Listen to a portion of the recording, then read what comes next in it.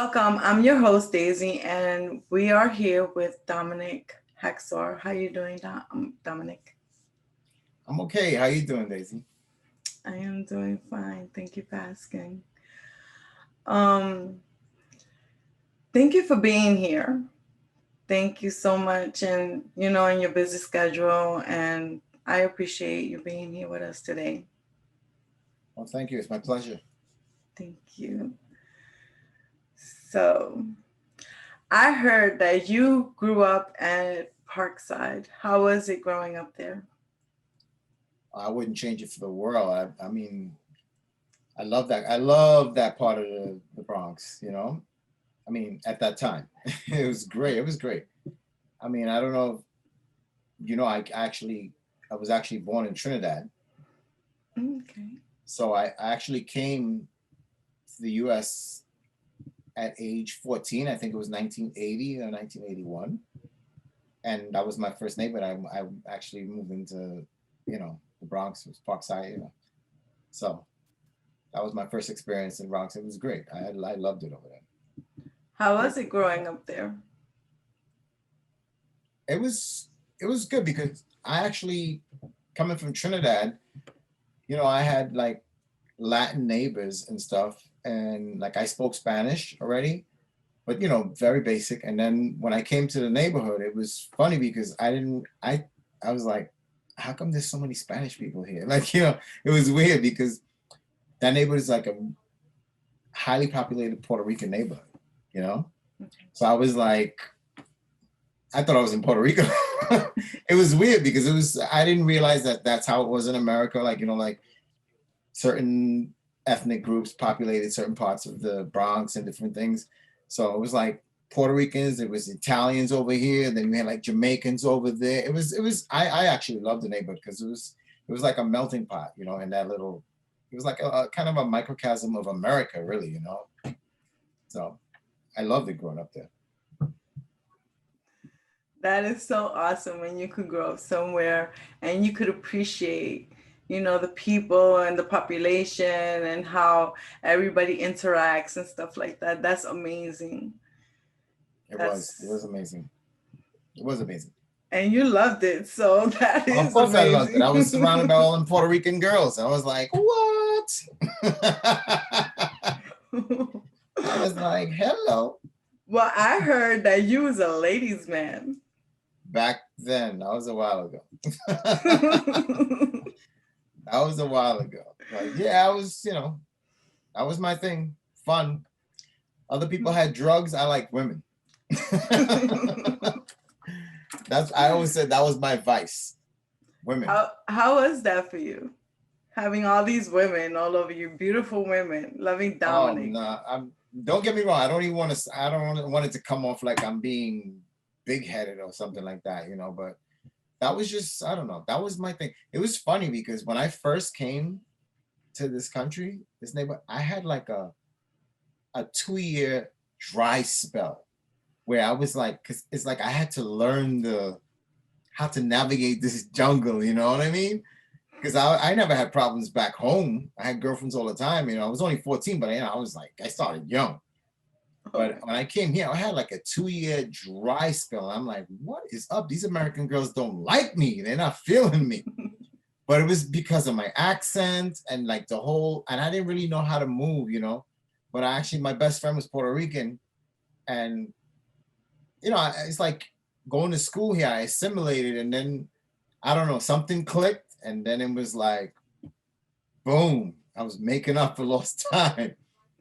But and it's funny because a lot of times I didn't even want to date the girls in the neighborhood because that's just not who I like. I don't like to. It was weird. Like I would have a girlfriend. I had a girlfriend at one point, but I didn't want to mess with the girls in the neighborhood because I always felt like, like that's where the jealousy and all the hatred would come because you never know. It could be a girl that this guy's trying to get or this guy's trying to get, and I got to, compete with that whole neighborhood vibe and that whole thing. The girls being passed around with all that was this one's girlfriend last year, and then I'm like, nah, I want my own. I want to do my own thing. So I actually used to bring in a lot of girls from outside the neighborhood. So And that's how why is that? No, that it was good. It was, you know, it was kind of weird because that's all the guys would, you know, the guys would be like, yo, you know, but because I love beautiful women, you know, so I was, you never, nobody could ever say they saw me with an ugly girl. Never. So I mean, I don't want to come across crass, you know, right, right. I don't want to come across crass, but you know, I mean, the guys loved it, but the girls in the neighborhood, they didn't like that because they were like, "Oh, who does he think he is? You know, he don't talk to nobody in the neighborhood." But it was that whole thing. Yeah, right. So you know, it's one of those things. You know, Who's that guy? Oh my who does? God, where you come Yeah, no, from? who he think? You know, who does he think he is? You know. Plus, I wasn't that friendly too because I was like, I was kind of a tough kid. You know what I mean? I was putting a lot of heads out at that time. You know. Yeah, I heard that too. You was like everybody looked up to you. Like you I was looked the out for all the younger guys, and it wasn't just me, man. It was one of those icons, Izzy. Izzy was from the neighborhood and he was a bad mother effer too.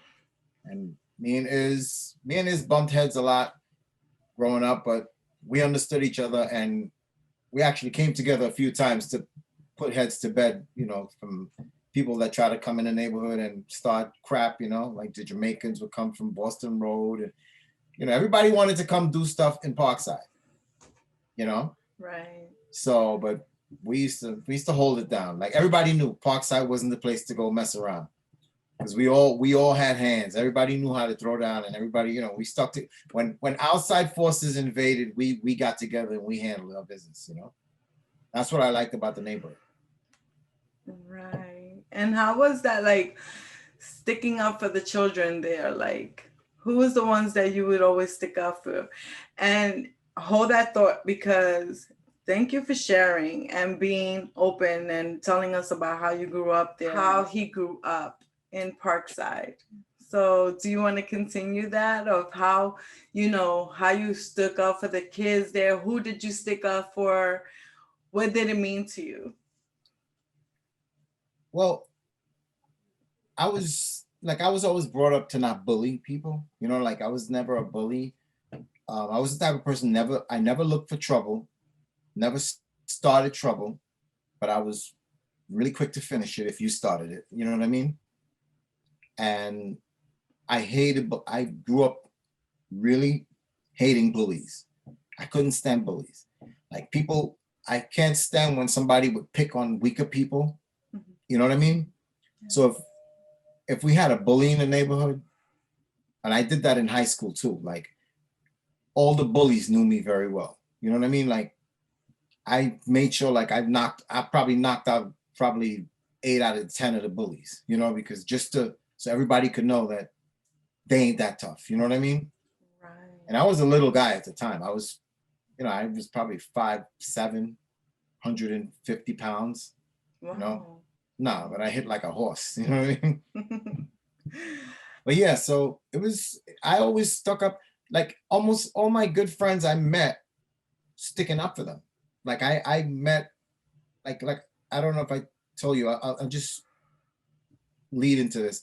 Like I left my house when I was probably 17 years old Mhm. because my father and I bumped heads a lot. My father was kind of an abusive dad, kind of toughened me up, but he was kind of an abusive dad. He was heavy-handed, and a lot of West Indians are like that, you know, because they don't want you to get in trouble, they don't want you to get on drugs, but they don't realize that they're being abusive. You know what I mean?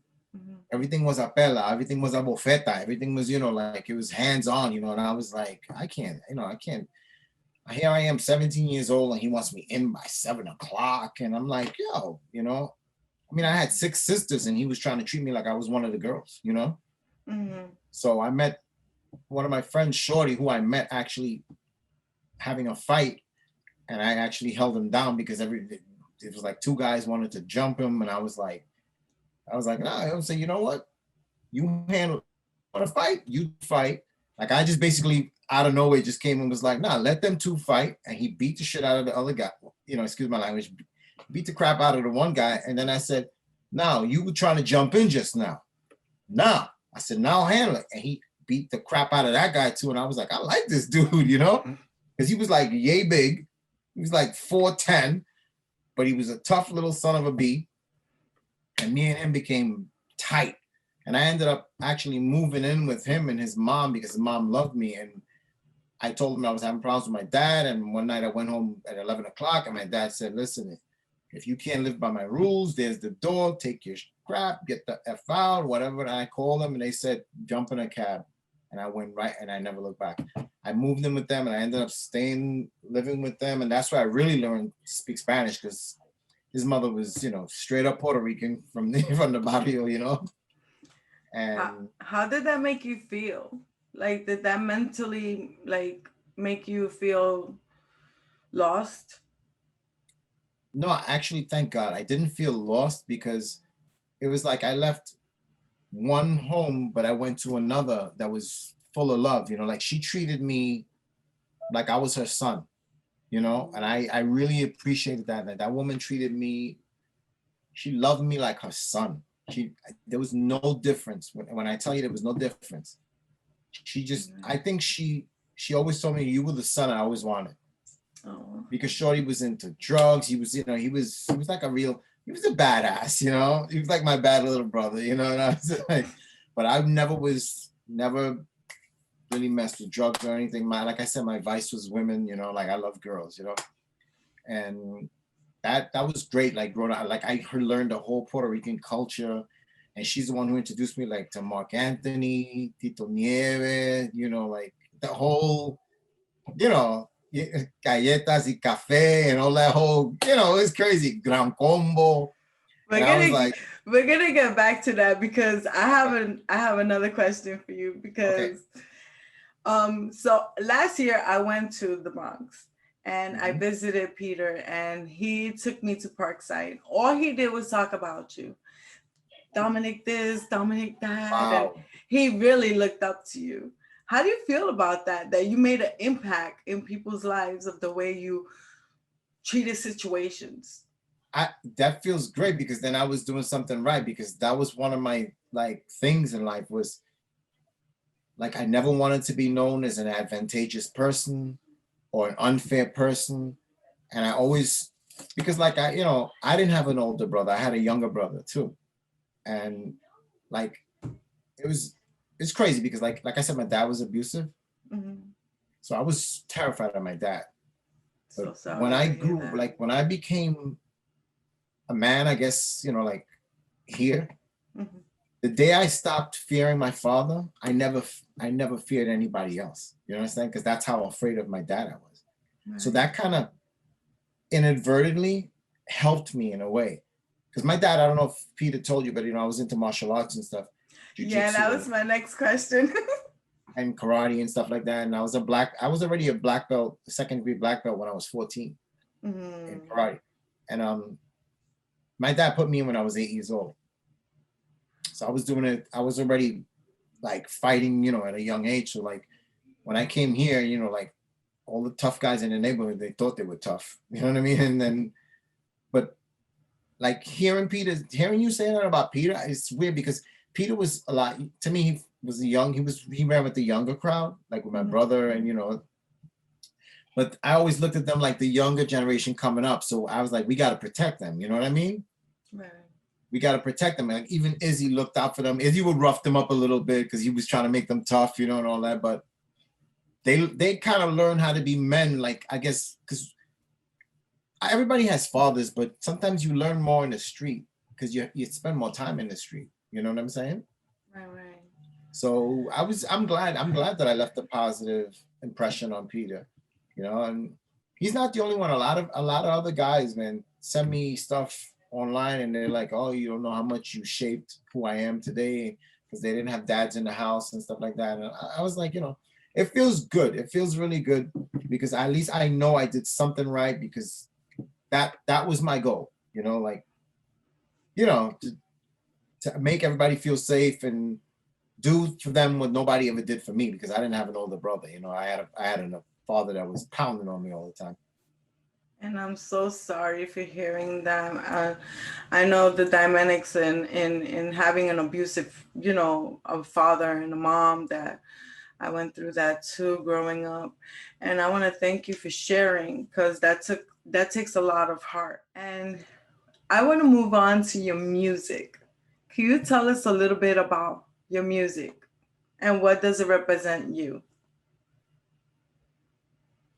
Okay, so I'm into rock and roll.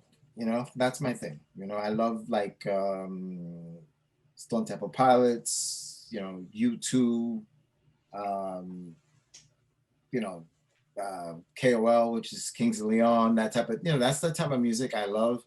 So it kind of reflects in my playing, but my original music has a heavy, kind of a heavier metal edge to it, which is more like um, Led Zeppelin, because my producer, he was heavily influenced by Led Zeppelin. So that's like my original music is some of it's a little heavy. But I mean, that's my thing. Like heavy metal, heavy type like rock.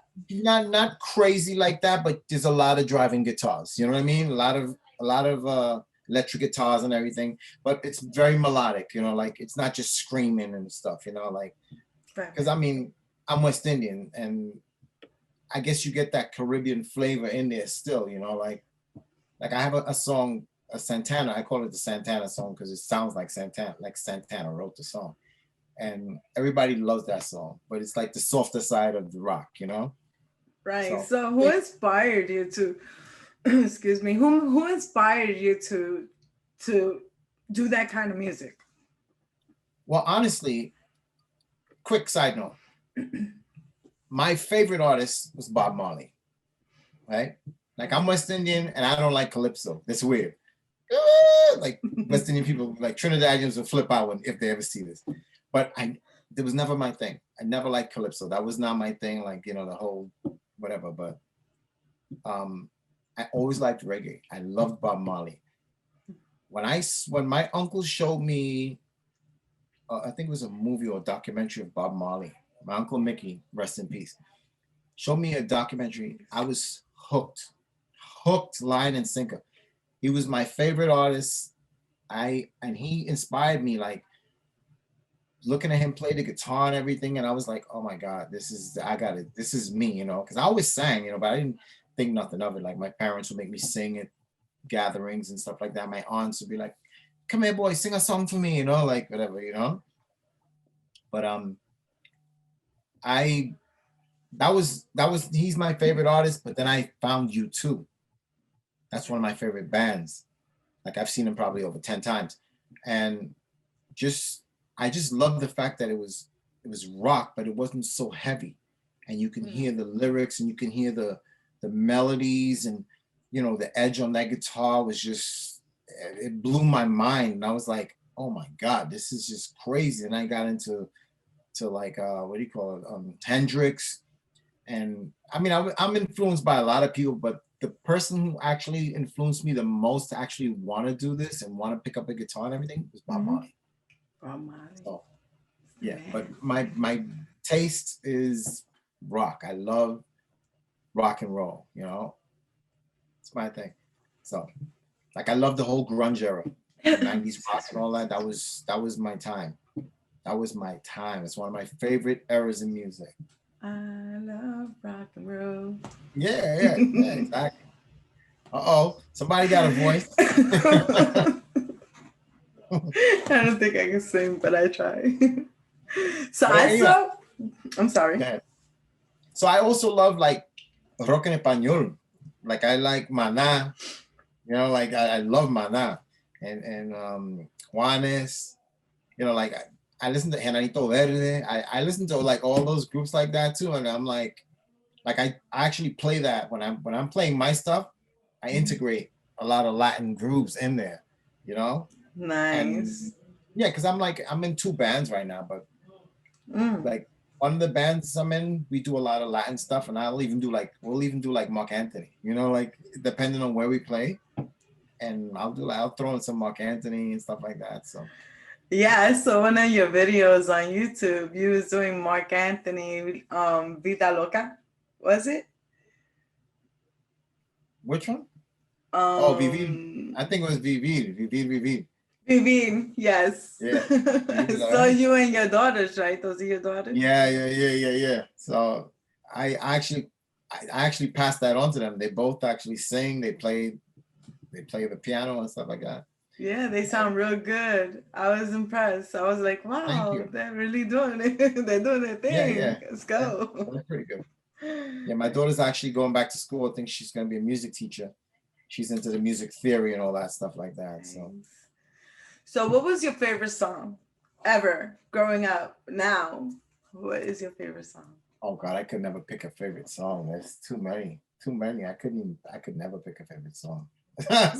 I love so many songs. It's like that would be so hard to do.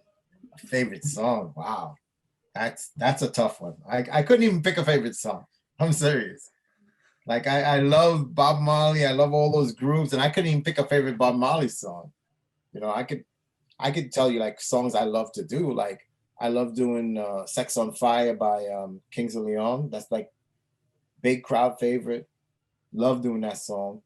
Um, anything by Led Zeppelin. You know, like I love Zeppelin. You have Um, any songs you produced yourself, wrote? yeah, I actually I have a whole album of my stuff. Mm, That's yeah, the stuff I was saying to you. That's a little. Some of it's a little on the heavy side. right. Not I don't even like to say heavy, but it's But rock and roll. You know, like people are shocked when they hear my stuff. They're like, I would never think that that's the kind of music you do. You know what I mean? what's the name Like of they your see that me, song? Sorry. huh? What's the name of it? Um, well, the group I was in, the name of my under the name of the album is it's Color Me Blind. Like it's on. You could probably if you Google it, it'll probably come up. It's on what do you call that? iHeartRadio and all those things like that. If you just do like Color Me Blind or Oh, right, Dominic right, Hackshaw, the music will probably come up and you you probably scroll through a whole bunch of stuff that's on there, you know. right, But right. you know, I actually do this stuff now. I do it as a hobby. I mean, I have fun with it, but I'm not like trying to get a record deal or nothing. I love play my music. It's like a shark needs water and keeps needs to swim. If I don't have my music, I'm forget about it. That's my other B, if you know what I'm saying. That's my what's the word? That's my side chick. You know what I mean? So I take it you're Like I married. tell my wife, I said, that's yeah, yeah. I am Oh, married, okay. married with 3 kids, 3 girls. Nice. Congratulations. Yeah, I'm married a Puerto Rican, a Puerto Rican. And how's that going? It's all right. We've been married a long time. You know what I mean? I met her in 1994. Wow, that's Yeah, awesome. That's yeah. awesome. And my oldest daughter just turned 26 yesterday. Yesterday was her birthday. Okay. She turned Happy 26. birthday. Yep. So listen, I'm always surrounded by girls, man. I have 6 sisters, 1 brother, and then I ended up having 3 girls. No boy? I was You ain't like, gonna try for no boy? we're done. No, Oh. we kept trying for the boy, and we got another girl, and then we got another girl, and I'm like, that's it. That's it. You know, like my that's it. my mom had 4 girls and she was like, that's it, I ain't trying for no more. I'm done. No more Four babies girls. here. 4 girls. You see, Oh. that's what I'm saying. Like I didn't want to end up with 4 and then 5, and I was like, no, I'm like, I think I'm only gonna have girls. Everybody was like, yeah, that's what God did to you for all them girls you were messing with. He give you Oh, girls, you know what I mean? heartbreaking it did. Yeah. And Dominic, I thank you for sharing, and you're amazing, and I'm having fun with this interview. Well, my thing with the music, like I said, is like I need the music just for my peace of mind. Like so I always tell people like some people have golf or they have, you know, they're weekend warriors, they're playing leagues, whether it's soccer, baseball, softball, and I have my music, you know, and I always joke, you guys probably pay money to play your hobby, but my hobby pays me. You know what I mean? So I make money doing what I love. So that's basically what I mean. I mean, I live for the gigs. You know, this whole COVID thing set us back a lot because, Very of course, much. I'm not going to be doing any indoor gigs and stuff, but we did a couple outdoor things. And, I have a few people lined up next year that want me to do weddings. And I'm like, I don't really do weddings, but Mm. if they're like a young, cool couple and they'll let me just be the band and I don't have to, well, here comes the bride and I'm not going to be master of ceremony. I'm just going to be the band. I'll play music and I got to be able to just do me. You know what I'm saying? I'll do they can give me a list of stuff they like and we'll learn stuff because, most of the time it's stuff I like anyway, but I got to do me, I got to be like a band that's there to be featured and we have a good time like that. So, So how was it, your life lessons? You want to tell us a little bit about how your life lessons brought you to where you are today? well, all right. So you know what? It's funny because that'll take us back to martial arts because Hmm? the whole being in martial arts at a young age, I learned a lot of discipline, you know, and then having such a strict dad. Like my dad was so strict. I said it already. I don't want to harp on that too much, but so I learned to be very disciplined, focused. I mean, I was really good in school, you know. I squandered that a little bit as I got older in high school, like cut out for like 2 years, hanging with girls, whatever. I was a bad boy, but I went back and I graduated and everything. But just, I mean, I find that I like, I'll tell you this. Growing up, people thought that I wouldn't even make it to 25. Like even my own family, they thought I'd either be dead or in jail by 25. Not because I was, like I said, I was never a drug dealer. I was never into drugs. That was not my thing. But just I walked around kind of like with a little bit of a chip on my shoulders. You know what I mean? Because, like I said, I never looked for trouble. I never started trouble. But I was always too quick to jump, if you know what I mean. Right. Like, you don't have to be a troublemaker to be always in trouble. If you get my gist. Like I learned that growing up. Like Right. you gotta let some shit slide. You gotta let some things go. You can't fight every guy. You can't. There's always somebody bigger, badder, crazier. You know what I mean? Yeah. And that whole attitude that I had carrying me, they were kind of right. If I kept going that way, I would have been dead or in jail because, again, not everybody's gonna come fight you. They're gonna be like, I'll just kill this mother. You know what I mean? So, and trust me, I've actually probably had a few people actually try to do that, growing up, and like I learned like meeting my wife and having kids, that really, that changed a lot in me, Right. that made me mature. And I really, because I wanted to, I had something to live for now. Right. But so, I mean, that's, if I had to tell anybody like a life lesson, it's just that people are people. You just go through life, respect everyone, give the respect that you want back, and don't always be so quick to jump.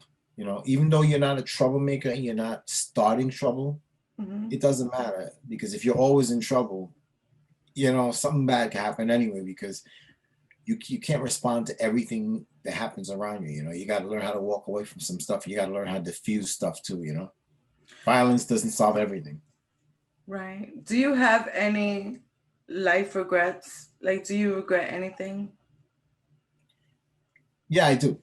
I have some regrets. I regret not taking my music serious at a younger age and actually going for it. You know what I mean? Like really going for it, because I was too crazy thinking about women and having a good time and fun, and and I never took the music as serious as I should have when I was young and had the chance to do a lot of things. So I think I kind of pigeon-toed myself that way. But I do regret that. I regret not going forward. Right. So Maybe you could change that. I'm getting older now. I'm 54 now, you know. Nigga, what is he? I forget his name.